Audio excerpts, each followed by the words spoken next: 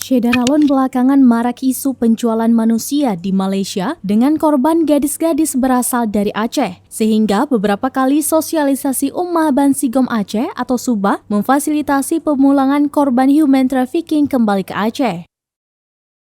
Ketua Subah Bukhari Ibrahim yang selama ini turut andil dalam pemulangan mengimbau kepada warga Aceh agar lebih berhati-hati apabila ada tawaran bekerja di Malaysia.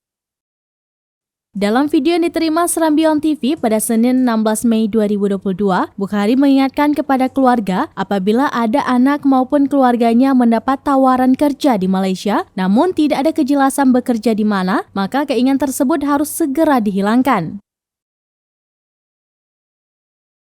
Sebab bisa saja itu adalah bujuk rayu dari agen-agen human trafficking.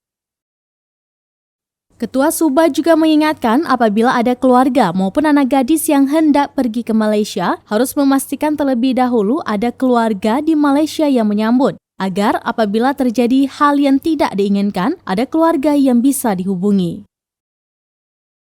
Selanjutnya, Bukhari Ibrahim turut meminta kepada pihak imigrasi apabila ada perempuan belum menikah membuat paspor dengan tujuan ke Malaysia, diharapkan didampingi oleh keluarga, baik orang tua, abang maupun adik. Hal demikian sebagai langkah pencegahan agar kasus human trafficking tidak kembali terjadi pada gadis-gadis Aceh. Assalamualaikum warahmatullahi wabarakatuh. Bacut himbauan Mbak Lun karena video yang phone terputus. Maka Lun buka video yang keduanya secara ringkas dan padat. Pertama,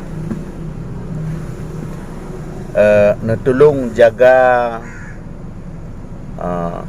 keluarga-keluarga atau anak-anak drone yang status gadis mudah-mudah dipakajak oleh orang Malaysia jiba tanpa sepengetahuan keluarga dan jiba oleh orang kampung ataupun jiba oleh sahabat-sahabat yang tahu kampung sehingga status kerja yang jelas.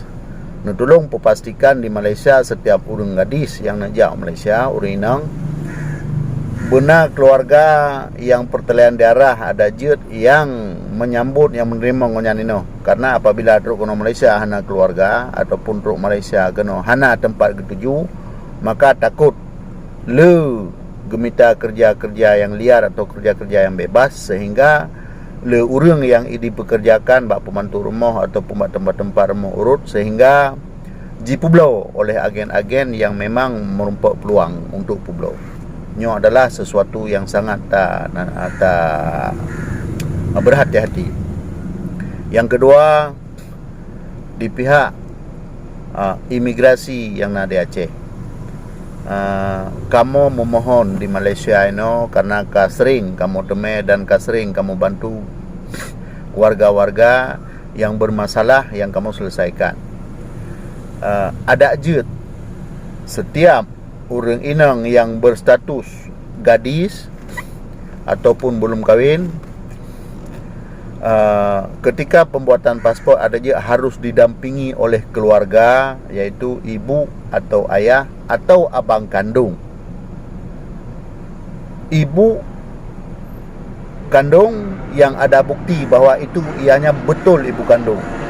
Bapa kandung yang terbukti bahawa bapa itu adalah bapa kandung. Dan kalau abang kandung harus terbukti secara bertulis bahawa itu adalah abang kandung, sehingga kita tidak mengakui bahawa hanya sebutan lisan saja sebagai abang kandung lalu kita akui. Karena banyak penipuan yang kita terima ketika truk Malaysia